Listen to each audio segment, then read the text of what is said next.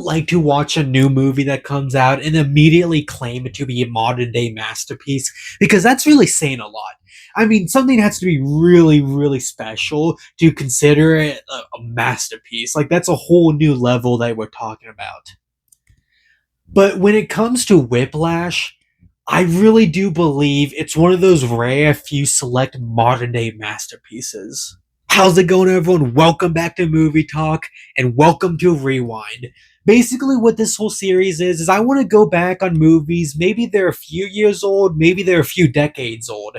And I just want to go back and just talk about these movies that I just never really got the chance to ever talk about on the channel. Maybe I want to go back and watch, I don't know, like Tar again and get to talk about that on the channel because I never did do YouTube when that movie came out. And that's definitely a movie that I'd love to talk about for hours on end. And the whole point of this series, like I said, I just want to talk about just these old movies that like I would never really get a whole lot of chance to just make their own complete video about it. And I figured there wouldn't be a better option to start out than Whiplash. So in case you didn't know, there's a 10-year re-release anniversary that they're doing. Which, by the way, that movie's 10 years old. That's just insane to think about. And so I kind of thought it'd be a good launching point into talking about how I really felt about the movie. And I mean, in case you can't tell already, I do think this is one of the greatest movies made in the past 20 years. I think that by the time, like maybe around 20 years that this movie's been out, I think that this movie is going to more universally be recognized as a masterpiece because I feel like a lot of people, they don't like to really immediately claim these movies as like being on that top level of the greatest films ever made. But I think eventually down the line, Whiplash is going to get to that point. And there's definitely a lot of reasons for what I believe why it's going to be like that. But I want to talk about one big thing that I always hear people talking about, and it's so misunderstood. A lot of people who really love this movie don't understand what the ending is actually saying.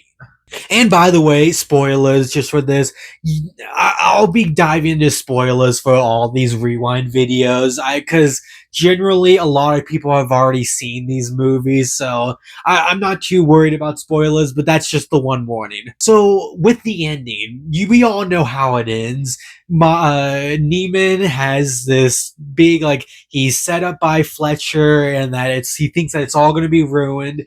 Then he starts playing his drums. And then him and Fletcher get on the same level, and they have the most insane drum solo ever put in the history of not just cinema, but just people in general. Never has there been a more insanely perfect drum solo. And so they do that, and then him and Fletcher finally get on the same level, and they end it with the big final drum roll and roll credits. However, people think that what the ending is showing that Neiman has won and that this is like the good ending for him, that he got what he wanted. However, I don't think that's what the ending was trying to say. It's the perfect example of the bad guy winning. Fletcher was pushing Neiman so hard and so far that he pushed away everyone in his life. His girlfriend, his father, everyone. And he realized that the one and only thing he wants to do more than anything is drumming. And that's the only thing he ever wants to do. That's just his one main focus. And so by the end, there's a thing that happened earlier where he talked about how he'd rather die at 38 from an overdose rather than living to be 90 and unknown by everyone. And that's what happened with this ending.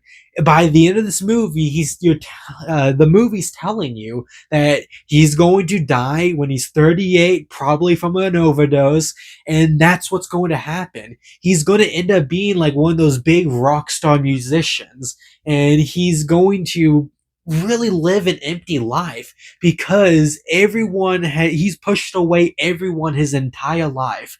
And once he finally gets what he wants, he has no one now. He's just a drumming machine. That's the whole point of the look that his dad gives at the ending, which I feel like a lot of people just completely ignore.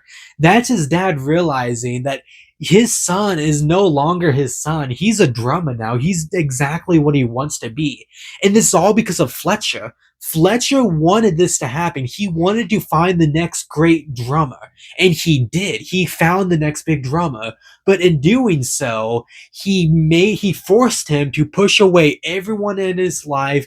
He made him become nothing more. He's not even barely human at this point. He's just a drummer. And that's why Fletcher really wins in the end. The bad guy wins in the end. It's not a happy ending. The Neiman doesn't actually get the victory in this. He doesn't win. He loses everything. He loses at the game of life. He loses just period.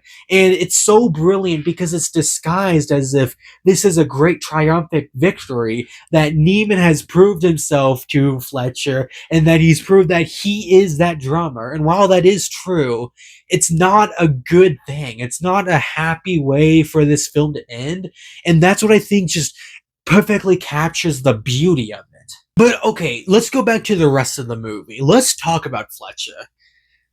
I truly believe one of the scariest people ever made in all of fiction is Fletcher. I mean, it's funny. The thing about Whiplash is that once you've watched it multiple times and like you aren't like in this constant state of stress, which you still are in, you realize how funny this movie is. Like, this is very, like, I don't know if it was intentional or what, but, like, once you get past that stage of being so stressed out by this movie, you kind of get to just accept the fact that it is kind of a comedy. And I'm not trying to give you this as a dig. I really love this movie. Like I said, modern day masterpiece. But I can't help but just realize that once you watch this multiple times, you just appreciate just how funny Fletcher can be at times. And that's still saying that he's still a terrifying person to be around. Like, I still get I still hold my breath every single time that first scene where, like, he really shows his true colors, when he throws the chair at Neiman's head, when he's just saying the most horrific things to him. And that's the point where, like, you kind of realize just how well, like, he's so well written. He's legitimately one of the scariest actors to ever live. J.K. Simmons is legit at times can be a scary dude, especially because he looks like he's 70, but, like, I mean, we all saw the trailer to Red One. And I really think that J.K. Simmons, he delivered probably the performance of his career. I mean, he's had some good performances, but I mean, come on. What are you going to legitimately say that was better than his role in Whiplash? And I think it's legitimately probably one of the best supporting roles ever made, because this never at any point in this movie does it feel like it's about Fletcher. You always know that he's very much in this movie a lot and he's always a figure in it, but he never feels like he overshadows Neiman. He always feels like he has that perfect level of balance. And that's the thing where, like, there can be times when a supporting actor is just so good that he kind of starts to outshine the main actor in the movie.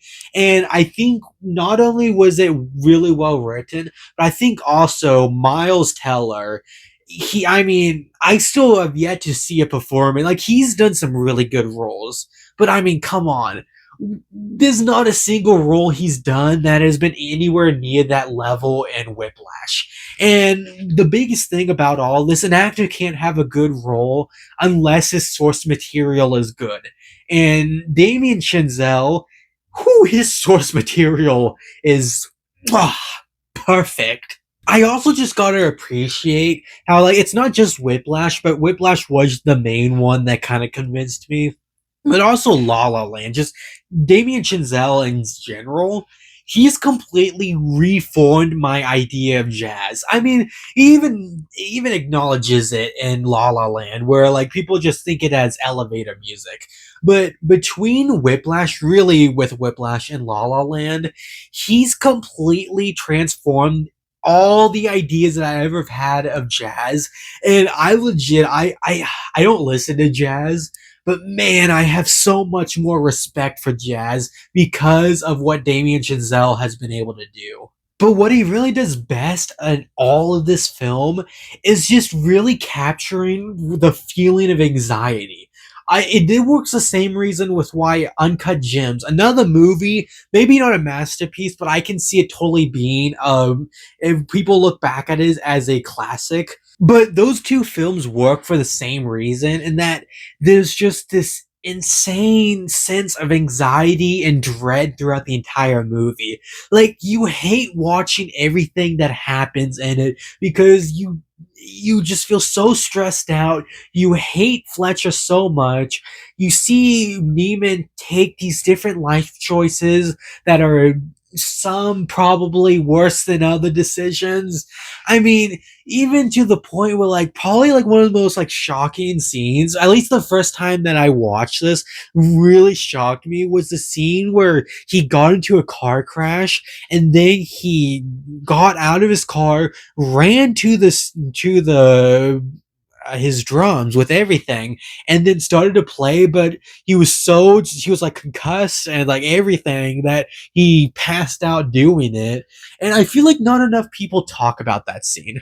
I really think that's one of the best scenes in the movie because it just ultimately shows you just how much that he was in this world now. I'm talking about in the sense that he didn't care about anything about his health or nothing. All he cared about was drumming and being able to play. And it just goes into this, a lot of this movie is just the slow progression between Neiman just being a genuinely good person and just slowly regress and become just barely even a person, just somebody who plays the drums, and that's it. And again, it's really well hidden because it's not apparently clear that that's what this movie is about. I mean, like I said, this movie is presented like it's all happy type of movie. That like this is good, like good things are happening, and the ending is good because Negan got what he wanted. But that's not at all what this movie is about. And I mean, I'm not saying that everyone thinks this, but I know a lot of people who misunderstood the ending and just misunderstood what this movie was really about. And I'm really hoping, I know a lot of people too who have never even seen this movie. It's one of those films that I feel like just everyone has to watch because you want to know what legitimate dedication and passion looks like beyond the point of healthiness and to this just toxic relationship. Watch Whiplash, because the things that just happen in this movie, it's hard to watch. It can be really difficult at times, but I think that's what the beauty of it is. It's the beauty of just watching this person go down a deep spiral into a terrible life, and it's what I love most about it. But I mean, what did you think of the movie? I mean, do you agree with me, disagree with me? I'd love to hear all your thoughts down below. And I mean, if you want, like and subscribe, share the video if you want. I mean, it all really helps me out a lot. I really appreciate it.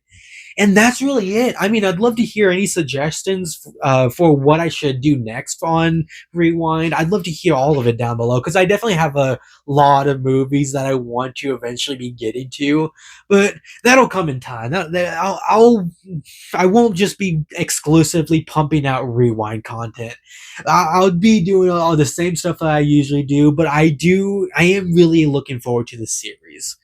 And that's really it. I mean, Whiplash, modern day masterpiece. I basically said everything that I can say about it. And yeah, that's really all I have to say. So I mean, until next time, it's movie talk. See ya.